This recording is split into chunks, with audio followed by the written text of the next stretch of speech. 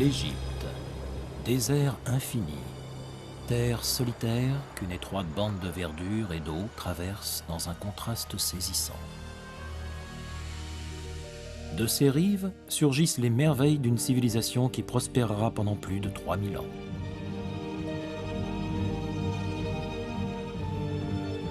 Une simple plaque de schiste exhumée des sables témoigne du tout premier des pharaons.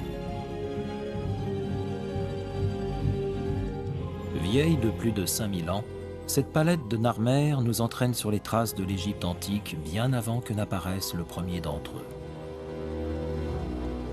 L'Égypte antique, saga captivante d'une civilisation qui s'étend sur 18 dynasties ou lignées royales.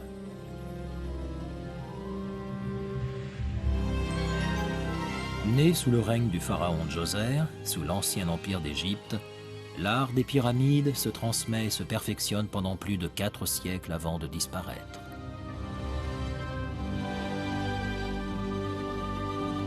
L'Égypte des premiers pharaons vénère tout un panthéon de dieux animaux en même temps qu'elle entretient une croyance complexe en la vie après la mort. Hatshepsut, première grande régente de l'histoire, fait édifier à Der el-Bahri l'un des sites religieux les plus grandioses de tous les temps, avant qu'on ne cherche après sa mort à effacer toute trace de ses réalisations. Puis c'est au tour des Hyksos, venus d'Asie, de conquérir l'Égypte avant de se voir repoussés par le fier peuple égyptien. Une lutte qui s'étend jusque sous la coupole du roi Ahmosis qui proclame, avec la 18e dynastie, le Nouvel Empire.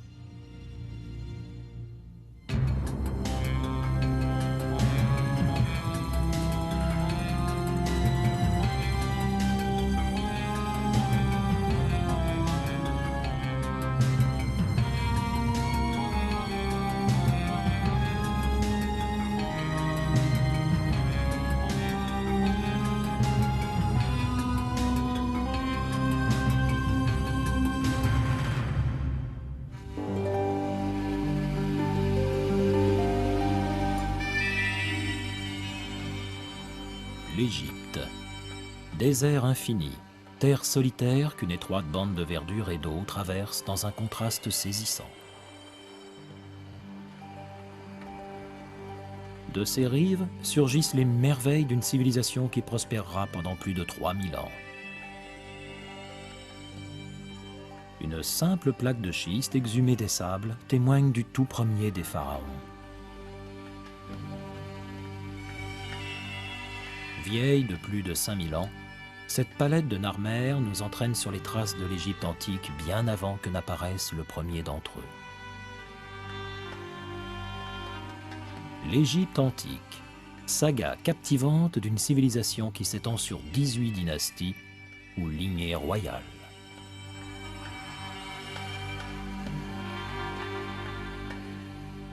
Né sous le règne du pharaon Djoser, sous l'ancien empire d'Égypte, l'art des pyramides se transmet et se perfectionne pendant plus de 4 siècles avant de disparaître. L'Égypte des premiers pharaons vénère tout un panthéon de dieux animaux en même temps qu'elle entretient une croyance complexe en la vie après la mort. Hatshepsut, première grande régente de l'histoire, fait édifier à Der el-Bahri l'un des sites religieux les plus grandioses de tous les temps, avant qu'on ne cherche après sa mort à effacer toute trace de ses réalisations. Puis, c'est au tour des Hyksos venus d'Asie de conquérir l'Égypte, avant de se voir repoussés par le fier peuple égyptien. Une lutte qui s'étend jusque sous la coupole du roi Ahmosis, qui proclame, avec la 18e dynastie, le Nouvel Empire. En 1386 avant Jésus-Christ, la civilisation égyptienne fête déjà 2000 ans d'une histoire qui aura vu défiler quelques 86 pharaons. C'est à cette époque que le jeune et dynamique roi Amenhotep III, qui devient Amenophis III, monte sur le trône. Lorsque le pharaon Amenophis III arrive au pouvoir, l'Égypte est déjà un empire prospère et stable. Les richesses affluent en particulier vers la famille royale. L'image de ce pharaon est par conséquent étroitement liée à celle d'une Égypte culturellement et architecturalement très développée.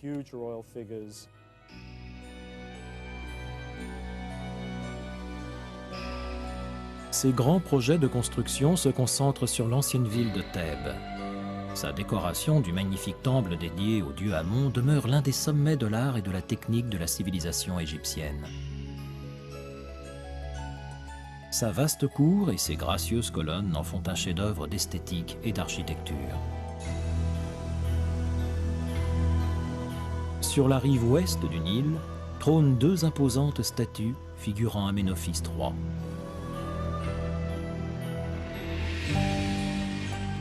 Hauts de 18 mètres, ces deux colosses de même nom sont les seuls vestiges du temple funéraire que le pharaon s'était fait construire ici.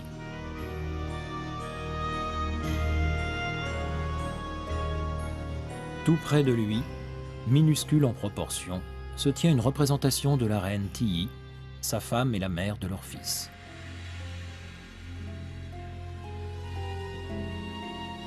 L'Égypte, grâce à ses importantes expéditions commerciales conduites à l'étranger ainsi qu'à ses abondantes réserves d'or en provenance des mines de Nubie, vit à cette époque des jours riches et prospères.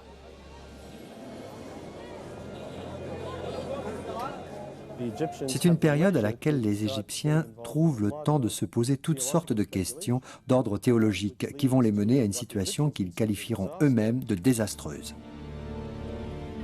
Le désastre en question survient en 1353 avant Jésus-Christ sous la forme d'un homme à l'apparence physique bizarre et en qui certains voient un hérétique.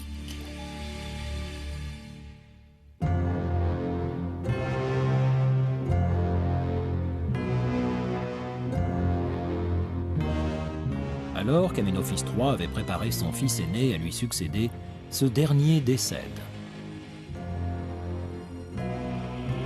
Son jeune frère Aménophis IV prend sa place. Son éducation exclusivement religieuse le démarque catégoriquement de la tradition politique bien ancrée des rois égyptiens, au point que les spécialistes s'interrogent toujours sur la nature profonde du personnage. Était-il simplement un fanatique ou au contraire un grand réformateur, un visionnaire ou plutôt un fou? Son mysticisme en tout cas le fait passer pour le plus insolite de tous les pharaons.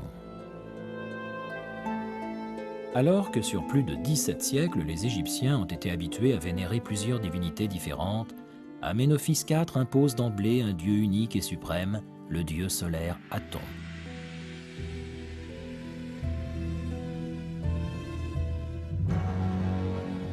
Pour asseoir davantage encore sa réforme du culte, il se fait appeler Akhénaton, celui qui plaît au dieu Aton.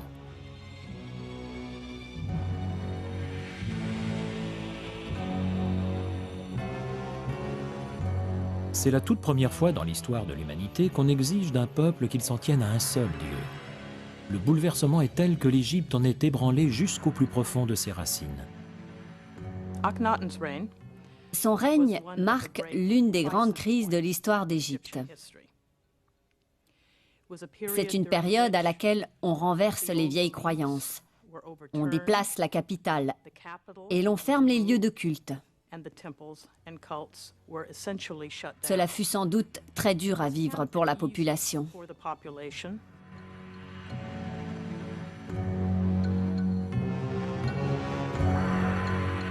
Le village de Karnak, élevé sur les ruines de Thèbes, demeure le plus vaste ensemble d'édifices religieux au monde. C'est là qu'on couronne Akhénaton pharaon en 1350 avant Jésus-Christ, au cours d'une cérémonie traditionnelle.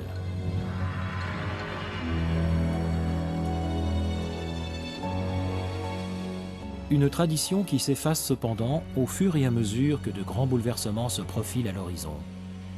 Tout commence avec l'extension et l'embellissement du temple d'Amon à Karnak.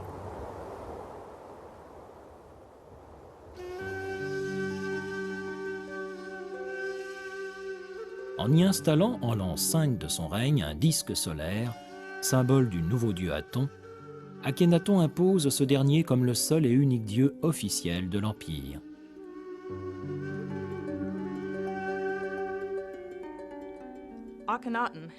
On l'a parfois qualifié de premier monothéiste de l'histoire, dans le sens où il a volontairement évincé la croyance dans d'autres dieux pour ne privilégier que l'adoration de son disque solaire. On retrouve cet anticonformisme dans le choix de sa reine, Néfertiti.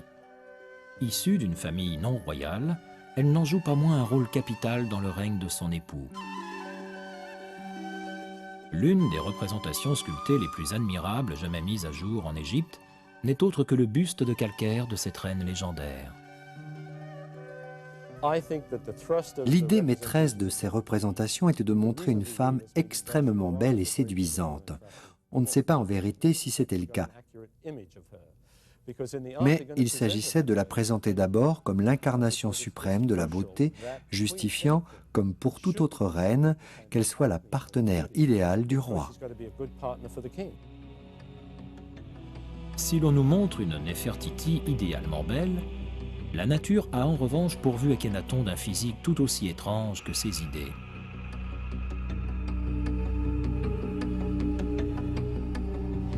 Dès le début, beaucoup de ces effigies sèment la confusion parmi les archéologues.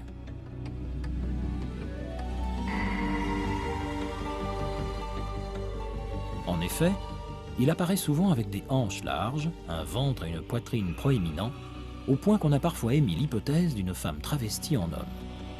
Pourquoi pas? On peignait bien la reine Hatshepsut sous les traits d'un homme, y compris affublée de la barbe postiche réservée au roi, sans doute pour insister sur le symbole viril du pharaon.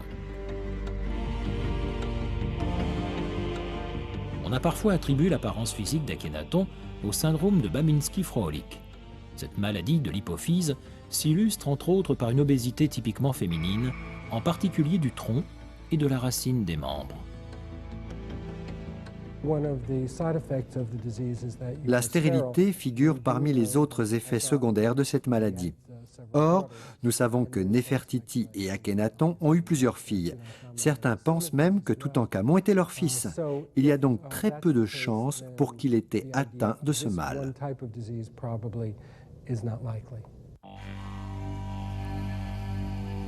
On n'a jamais retrouvé la momie d'Akhénaton. Aussi, ces suppositions se fondent-elles uniquement sur les représentations graphiques et sculptées du pharaon. D'autres spécialistes penchent plus volontiers pour une interprétation en rapport avec sa nouvelle religion, fondée sur le dieu solaire, Aton.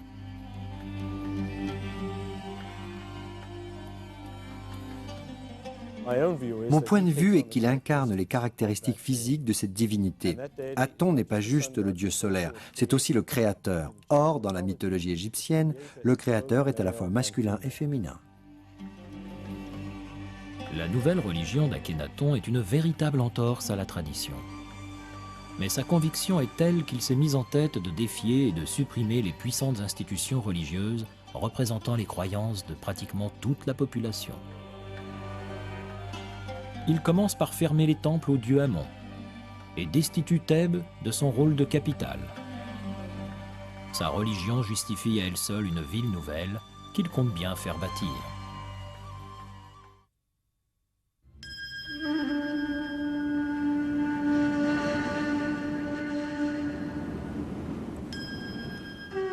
L'an 1344 avant Jésus-Christ marque l'aube d'une ère nouvelle.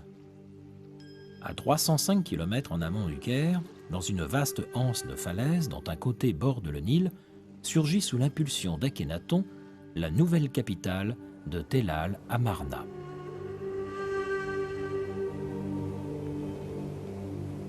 Bien qu'elle ait été détruite il y a fort longtemps, les spécialistes nous la décrivent comme un exemple unique d'urbanisme, aux édifices somptueux entourés de larges bassins et de riches jardins. On pense même qu'elle aurait abrité un zoo.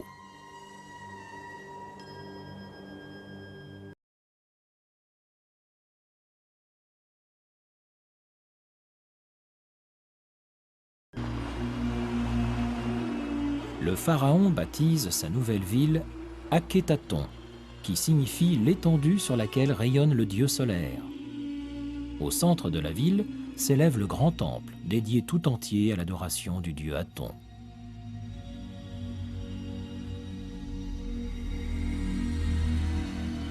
Avant sa réforme du culte, la population ordinaire pratiquait à l'extérieur des temples, dont les salles secrètes et obscures étaient réservées aux offices du roi, des prêtres et de l'élite.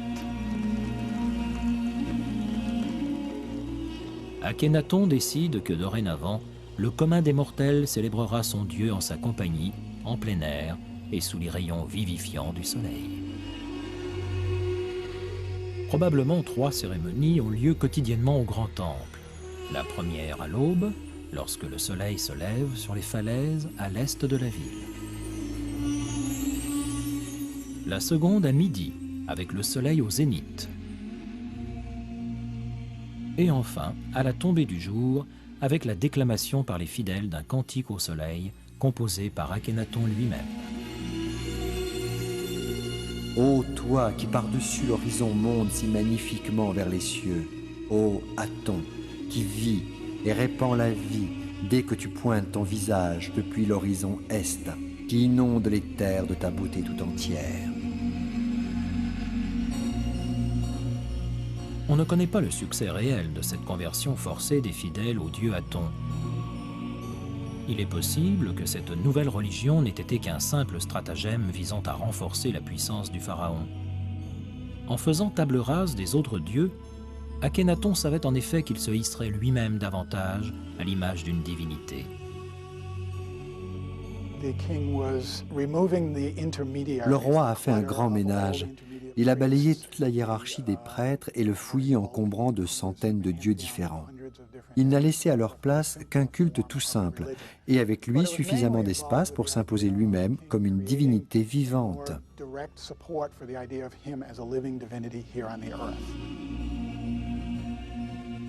Cependant, Akhénaton n'endosse pas seul la fonction de guide spirituel. Sa femme Néfertiti l'assiste activement au quotidien. Néfertiti joue là un rôle capital. On ne sait pas si Akhénaton lui a confié une part de ses responsabilités ou bien si c'est elle qui se les a attribuées. Certains égyptologues ont d'ailleurs toujours considéré que c'est surtout Néfertiti qui tirait les ficelles de cette réforme religieuse.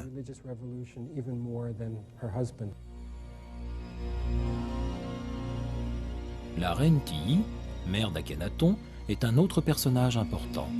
Elle a suivi le pharaon vers sa nouvelle capitale pour lui servir vraisemblablement de régente. Avec un fils aussi absorbé par la question du culte, il est en effet possible qu'elle se soit chargée des affaires de l'État.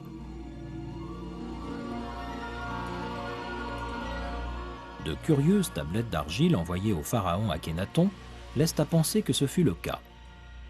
Rédigées dans l'urgence depuis les avant-postes militaires de l'Empire égyptien en Syrie, elles font état de l'imminence de leur capitulation face aux attaques répétées de l'ennemi. Plus connues sous le nom de « lettres d'Amarna », elles implorent le pharaon de dépêcher du renfort contre la promesse d'une fidélité absolue. Là où le moindre pharaon aurait très certainement répondu par l'envoi de troupes, la probabilité veut que la reine Tiye ait tout simplement ignoré ses appels au secours.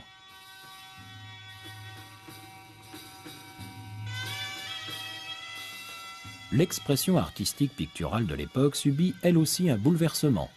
Partout, le pharaon apparaît désormais sous la protection des rayons du soleil.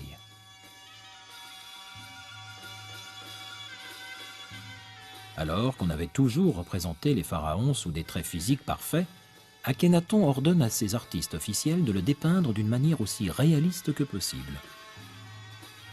Ainsi, on ne montre plus un guerrier viril, mais un personnage féminin. Un père proche de ses enfants, un époux tendre avec sa reine. Autant de scènes beaucoup trop intimes et inimaginables à peine quelques années plus tôt. Akhénaton et Néfertiti gouvernent ensemble 12 ans. Curieusement, on perd toute trace de la reine au-delà de cette période. Après avoir agi pratiquement en co-régente d'Égypte, elle se volatilise mystérieusement, sans même qu'un document écrit ou pictural ne témoigne de son sort. Sa disparition fait encore débat aujourd'hui. Elle pourrait être morte en accouchant. On a également suggéré une quelconque imprudence ou indiscrétion de sa part, au point qu'Akhénaton ait éventuellement cherché à se débarrasser d'elle. À moins, tout simplement, qu'elle ne se soit laissée absorber tout entière par son culte du soleil.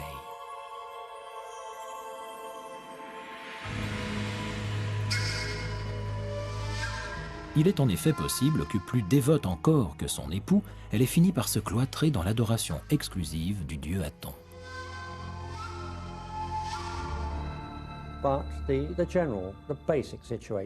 Beaucoup plus simplement, elle est probablement morte. On sait en tout cas qu'elle a été enterrée dans la tombe royale d'Amarna, en dehors de la ville.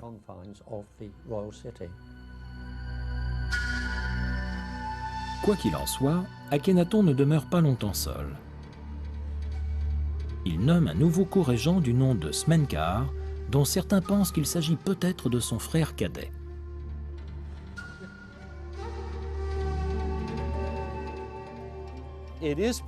On suggère aussi qu'il a pu épouser une ou plusieurs de ses propres filles, ce qui ne serait pas franchement étonnant de la part d'un pharaon.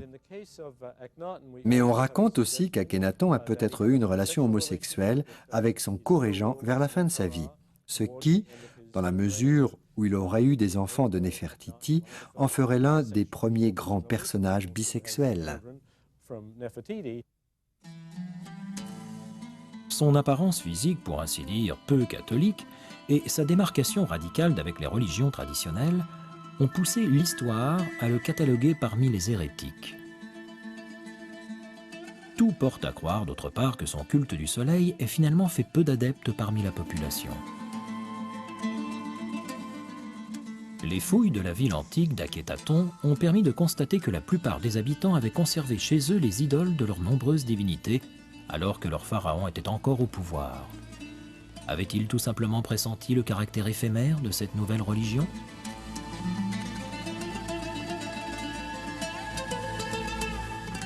L'adoration du disque solaire ne survit pas à la mort d'Akhénaton en 1334 avant Jésus-Christ. La réaction est même extrêmement brutale. On détruit systématiquement tout ce qui se rapporte à son nom. Seuls ses partisans, craignant le pire, s'empressent de déplacer son corps de la tombe de Tellal à Marna. La coutume voulait qu'on se rassemble pour organiser soigneusement la mise en lieu sûr de la dépouille des pharaons importants, de sorte qu'ils puissent passer tranquillement à la postérité. C'est certainement ce qui a dû arriver pour Akhénaton. Ça laisse d'ailleurs aux archéologues de belles perspectives de découverte. L'Égypte se cherche alors un pharaon capable de restaurer la foi et de regagner la confiance de son peuple. Mais la responsabilité finit par tomber sur un jeune garçon d'à peine 10 ans.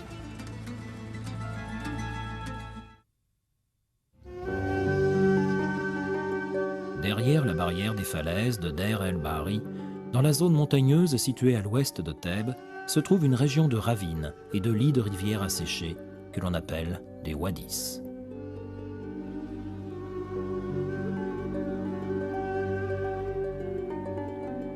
Les Égyptiens du Nouvel Empire enterrent leur pharaon au milieu de ces canyons, dans une vallée que l'on appelle la vallée des rois.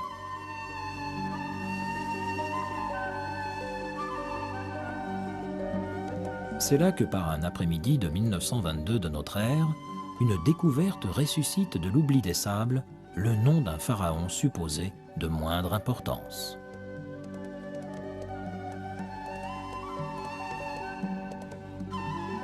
Il apparaît peu à peu que ce roi, du nom de Toutankhamon, n'est autre que le fils de l'hérétique Akhénaton. On commence à comprendre pourquoi ce dernier était resté jusque-là pratiquement anonyme. Les Égyptiens, en voulant effacer toute la mémoire d'Akhénaton, en ont peut-être fait autant avec celle de son fils. La liste des rois sur les murs d'Abydos est effectivement curieusement amnésique quant à l'existence de ces deux pharaons. Les spécialistes de l'Égypte se penchent dès lors sur une toute nouvelle et passionnante question.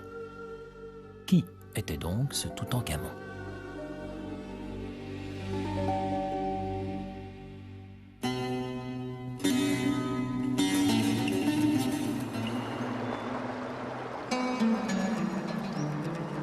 Toutankhamon est né et a grandi dans la capitale d'Amarna. Après la mort de son père, son prénom d'origine Toutankhaton, ou image vivante du dieu solaire Aton, devient Toutankhamon, alors que la population renoue volontiers avec ses anciennes traditions et le culte du dieu Amon. Une simple lettre change et le nom du jeune pharaon retourne ainsi à l'image vivante du dieu de vie. De nouveau, les œuvres d'art le représentent en un roi vaillant lancé à l'attaque de l'ennemi nubien et syrien. Les experts, quant à eux, demeurent sceptiques quant à l'implication réelle d'un si jeune pharaon dans des campagnes militaires. Tout porte à croire en effet que les responsabilités de commandement aient été confiées au général Horemheb, un ambitieux guerrier que les documents retrouvés décrivent comme le commandant en chef de l'armée et vice-roi.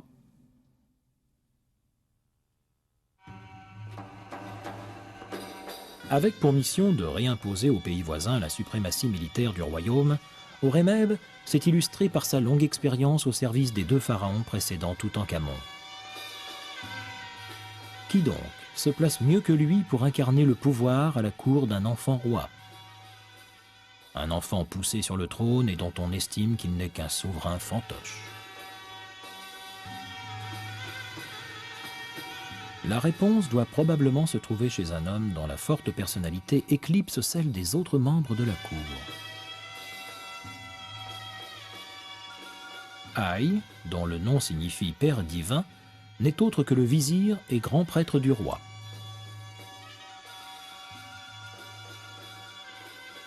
C'est un fonctionnaire habile et déterminé. Les égyptologues pensent qu'avec Horemheb, Aï tire les ficelles du pouvoir et permet à cette époque à l'Égypte de rester un pays stable. Horemheb et Haï sont tous deux adeptes du dieu Amon. C'est sous leur impulsion que le pays se débarrasse du dieu solaire Aton et revient aux anciennes croyances basées dans l'ancienne ville de Thèbes, c'est-à-dire maintenant Luxor. Bien entendu, toutes les inscriptions de l'époque continuent de faire les louanges de Toutankhamon. Mais en vérité, ce sont en coulisses les bureaucrates, les fonctionnaires, le général Horemheb et le grand prêtre Haï qui gouvernent le pays et apposent partout où il le faut les tampons officiels. On continue de s'interroger sur l'investissement réel des pharaons dans la politique extérieure et dans les affaires intérieures de leur pays. L'Égypte dispose en effet d'une véritable bureaucratie d'administrateurs et de scribes. Le pharaon est avant tout le chef de file royal et religieux. Comme ses prédécesseurs, le jeune Toutankhamon voit sa vie orchestrée par une série d'activités et de cérémonies destinées simplement à le renforcer dans son titre. Ce jeune roi est d'abord une personne qu'on s'attache à couvrir en permanence des symboles de la royauté. On l'assiste du moment où il se lève au moment où il se couche. Son champ d'action est finalement très restreint et les affaires de l'État ne l'intéressent pas vraiment. Il doit juste avoir envie d'ôter sa couronne ainsi que tout l'apparat qui marque ses prérogatives pour s'en aller jouer avec ses camarades.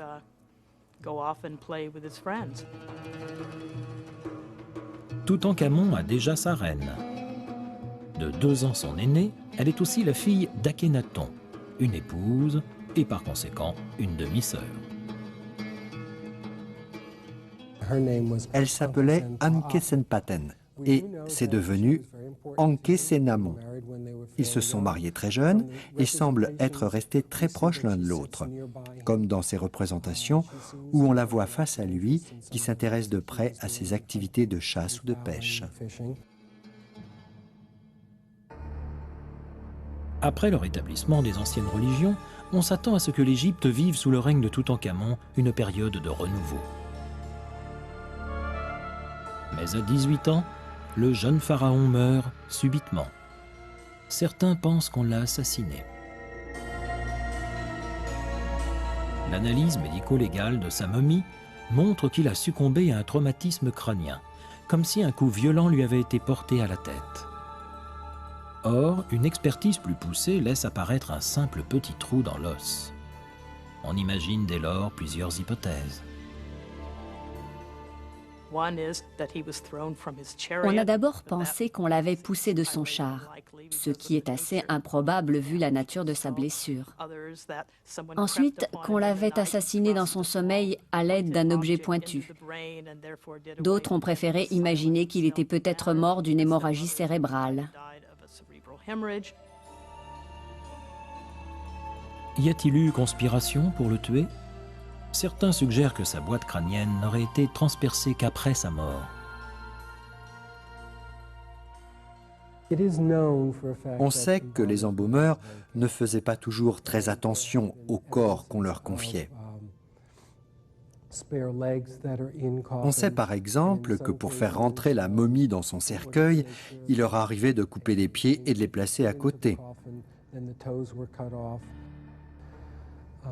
Je pense qu'il s'est passé quelque chose de ce genre avec Toutankhamon. Je ne crois pas qu'il soit mort d'un coup à la tête. Mais ce sont plutôt les embaumeurs les responsables de cette blessure.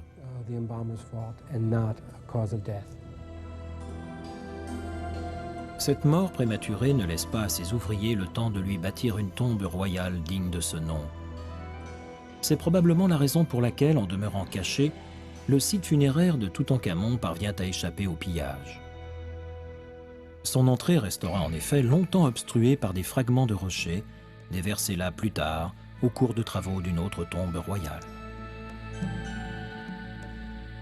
Avant la découverte des trésors stupéfiants de Toutankhamon, le monde moderne devait s'en tenir à une évocation purement imaginaire des objets d'art et temples richement colorés de l'ancienne Égypte.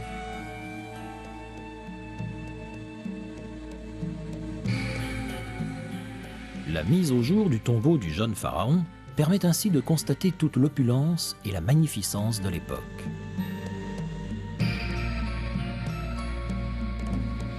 Reste à confirmer si ces richesses accompagnant vers l'éternité un souverain relativement peu important ne sont encore que proportionnelles à celles des tombes des grands pharaons. Certains historiens prétendent qu'il ne faut pas s'attendre à davantage de miracles.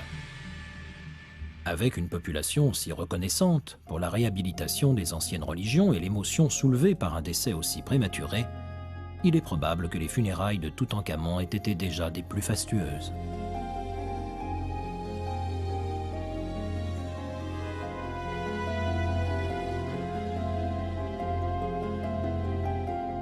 Une mort précoce qui non seulement prend de court les ouvriers du roi, mais laisse une fois de plus l'Égypte sans héritier du trône.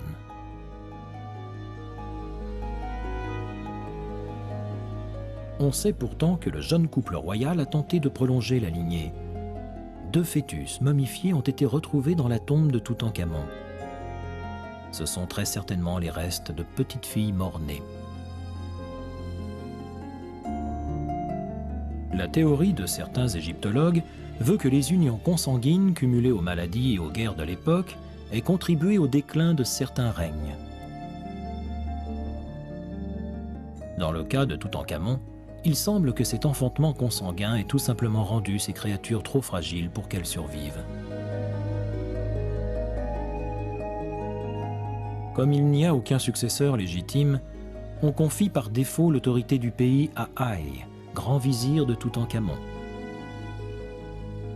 Des documents montrent que juste après la mort de son souverain, Haï se serait préparé à prendre pour épouse la jeune veuve du pharaon afin de renforcer sa légitimité au trône. Celle-ci, suspectant la complicité d'Haï dans la mort de son mari, aurait tenté de fuir ce mariage.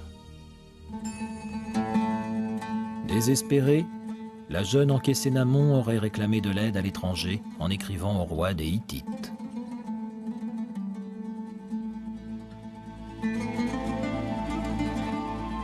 Envoyez-moi l'un de vos nombreux fils, que je puisse l'épouser, afin qu'il devienne roi. Je n'ai personne ici.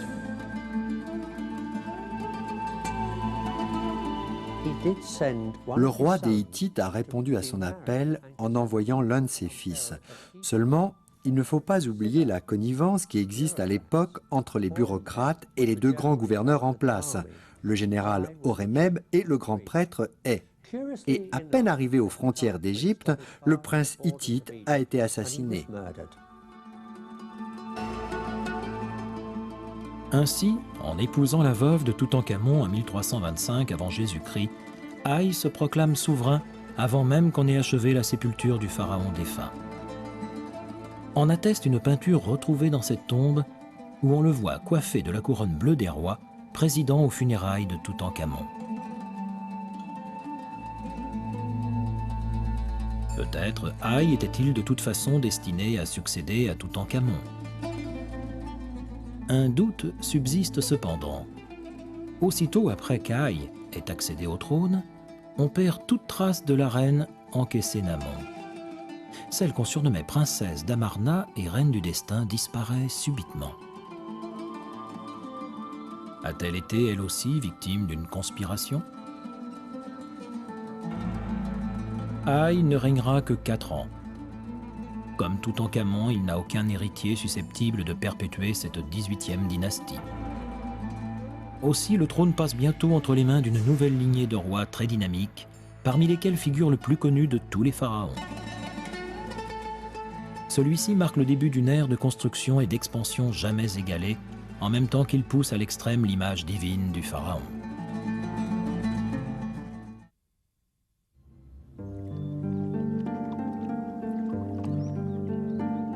L'ancienne ville de Thèbes. Les pharaons se plaisent dans ces paysages qui bordent le Nil.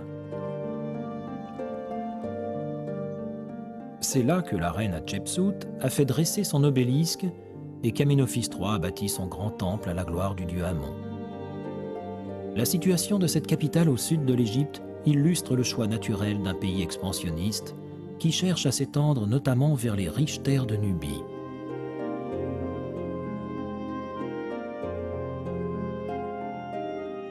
Avant de mourir, Toutankhamon y a réinstallé sa cour royale. C'est de là aussi que son successeur et vizir Haï aura gouverné, fût-ce même brièvement. En 1321 avant Jésus-Christ, c'est au tour du général Horemheb de se proclamer pharaon des Hautes et Basses Égyptes. Horemheb signifie « Horus en pleine allégresse ». Divinité égyptienne à tête de faucon, l'oiseau de proie Horus incarne le dieu des rois.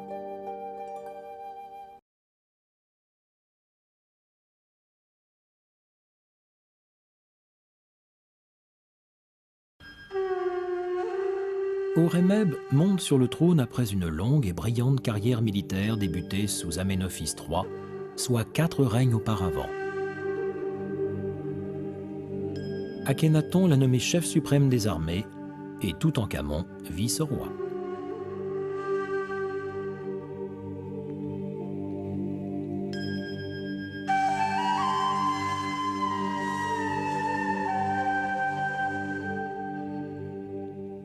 N'étant pas de sang royal, Horemheb ne peut prétendre au trône. Cependant, il choisit de se créer un vague lien de descendance en épousant la sœur de Néfertiti.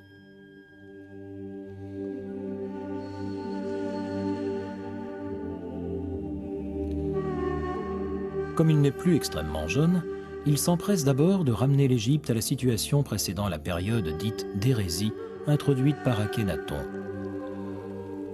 À Thèbes, il fait réouvrir les temples d'Amon. Afin d'éviter un conflit de pouvoir avec le clergé, il nomme ses propres prêtres issus de l'armée en qui il place toute sa confiance. Il détruit ensuite les grands temples qu'Akhénaton avait fait édifier à Amarna à la gloire du disque solaire. Il en récupère les milliers de blocs de pierre pour les murs et pylônes, ces portes flanquées de tours rectangulaires, de ses nouveaux projets de construction. Il est loin de se douter que quelques 3000 ans plus tard, ses efforts pour effacer la moindre trace du règne d'Akhénaton auront un effet complètement inverse. Que découvrent les archéologues alors qu'ils travaillent à la restauration et à l'étude de ces vieux monuments? Ils mettent tout à coup au jour ces milliers de blocs qu'Horemheb était convaincu d'avoir enterrés pour l'éternité. Ils découvrent en fait des scènes décrivant la vie d'Akhénaton et de son culte. Ces scènes, qui ont été enterrées longtemps, sont en définitive mieux conservées que celles de la vie d'Horemheb. Horemheb usurpe également de nombreuses statues et monuments de ses derniers prédécesseurs. Pour cela, il lui suffit de faire graver son nom à la place du leur. Ainsi, La plupart des égyptologues estiment que 2 statues retrouvées à Karnak seraient en réalité, d'après les traits caractéristiques du visage, celles de Toutankhamon. Si cette pratique semble révéler une dose certaine d'égocentrisme, il faut pourtant savoir qu'elle est courante chez de nombreux pharaons. Je pense que les Égyptiens ne voyaient pas ça sous un angle forcément négatif. À leur sens, il s'agissait même plutôt de recyclage. Quelque part, ça faisait aussi partie des prérogatives du nouveau souverain. En montant sur le trône, il héritait de fonctions divines ayant toujours existé. C'était donc sa manière à lui de s'accorder avec l'éternité et de signifier au peuple qu'il avait toujours été là.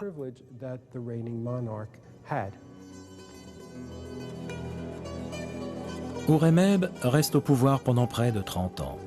À sa mort, en 1306 avant Jésus-Christ, on le maudit à son tour pour ne pas s'être assuré de descendants légitimes.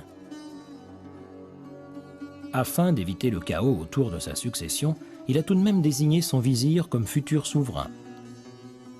Un roi qui, en prenant le nom de Ramsès Ier, inaugure la 19e dynastie, tout en étant loin de se douter qu'elle restera parmi les plus grandes épopées de l'histoire d'Égypte. Ancien officier de carrière, Ramsès Ier devient pharaon alors qu'il est probablement dans sa cinquantaine. Il veut lui aussi poursuivre la reconstruction de l'Égypte, et bien qu'il ne reste que 2 ans au pouvoir, il parvient à accomplir ce que ses 3 derniers prédécesseurs n'ont pas fait, engendrer un fils héritier.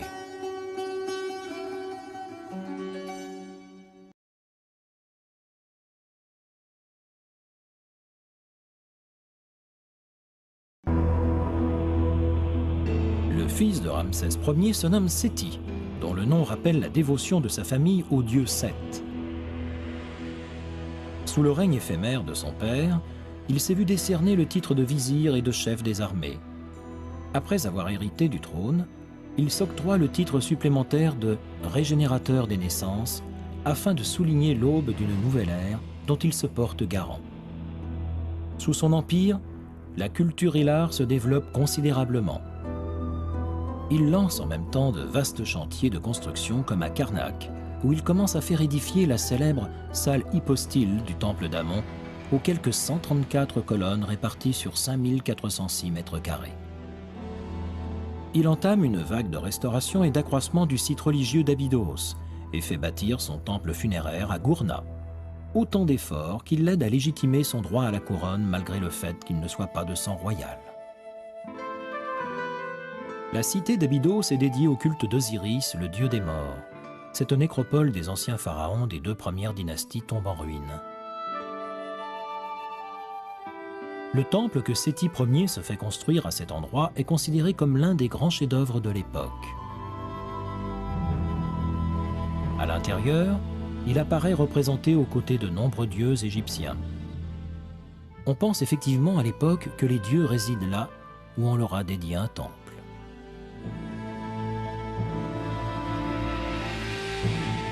Ces reliefs muraux figurent parmi les plus beaux d'Égypte. Sculptés avec la plus grande minutie et selon les techniques les plus perfectionnées, ils se différencient des sculptures habituelles et plus rudimentaires de l'époque. C'est aussi dans ce temple que l'on a découvert la fameuse table d'Abydos, liste que Séti Ier fait graver en hommage aux pharaons qu'il considère comme les plus importants, c'est-à-dire de Ménès à lui-même. Séti signifie fils du dieu Seth, la divinité des tempêtes et de la guerre. Sur les champs de bataille, le pharaon se montre à la hauteur de son nom. Si Horemheb s'est chargé de rétablir les anciennes traditions égyptiennes, Séti Ier se préoccupe de restaurer à l'étranger le prestige du pays, ainsi que de reconquérir certaines régions éloignées de son vaste empire, notamment le Levant, après sa bataille de Kadesh en Asie. C'est un roi qui a été élevé dans une culture militaire. Il va entreprendre 4 campagnes contre les Hittites et repousser une invasion libyenne à l'ouest. Le temple de Karnak figure parmi ses plus grandes réalisations. Le long du mur nord, vous avez ces immenses et longs reliefs qui le représentent attaquant les forteresses ennemies. On a là véritablement un guerrier puissant. Après 13 années d'un règne particulièrement fécond, Séti Ier s'éteint en 1278 avant Jésus-Christ. On l'enterre d'abord dans le tombeau qu'il s'est fait construire dans la vallée des rois, avant de déplacer sa momie vers une sépulture secrète creusée dans les falaises surplombant le temple d'Hatchepsout à Der el-Bahri. Ceci afin de lui épargner un éventuel pillage.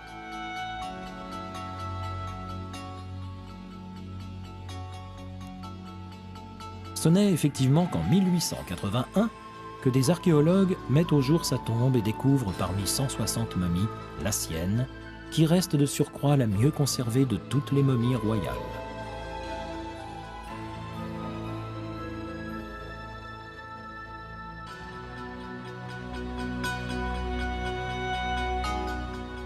La première épouse de Séti est la reine Tuya. Elle aussi est issue d'un milieu militaire, sans aucune origine noble.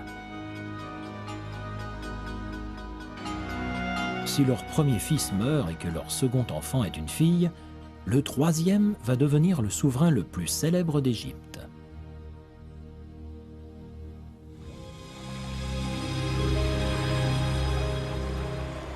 L'étoile Sirius de la constellation du Grand Chien est aussi celle qui brille le plus dans le ciel égyptien.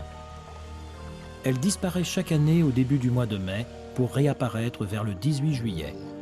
Son retour marque pour les Égyptiens anciens le début de la saison des crues où le Nil dépose alentour ses limons fertiles.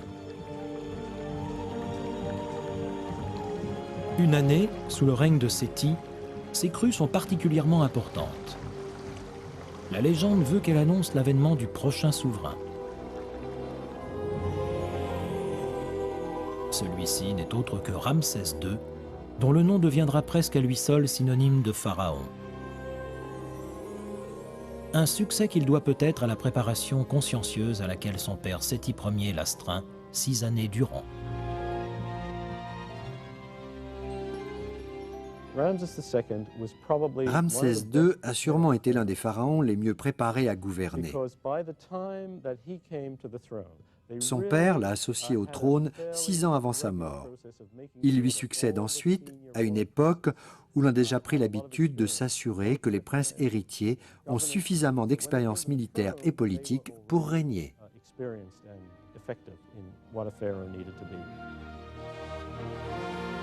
Dès l'âge de 15 ans, Ramsès accompagne en effet déjà son père en campagne militaire. À 22 ans, il mène sa première armée pour réprimer une révolte en Nubie avant d'attaquer en embuscade des pirates méditerranéens qui s'étaient risqués dans le delta du Nil. Sa plus grande bataille reste celle de Kadesh, à la frontière du Liban et de la Syrie, où il continue d'affronter la gigantesque coalition des armées hittites. Ainsi, Séti Ier voit-il son fils devenir un grand chef militaire et un digne souverain. Un magistral Ramsès II qui, doué d'une lucidité et d'une assurance sans pareille, s'apprête à laisser une marque indélébile dans l'histoire de l'Égypte.